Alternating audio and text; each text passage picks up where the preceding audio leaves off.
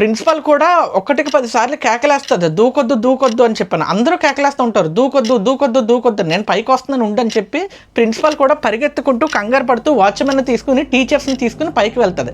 పైకి వచ్చిన తర్వాత పిల్లల దగ్గరికి వస్తుంటే పిల్లలు అంటూ ఉంటారు, మేడం మాకు దూకాలని లేదు, మేము ఏం చేస్తున్నామో మాకు అర్థం కావట్లేదు, కానీ మీరు దగ్గరికి వస్తే మేము దూకేస్తాం, మా అంతటా మేము దూకేసి చచ్చిపోతాము అని చెప్పారు అన్నారు.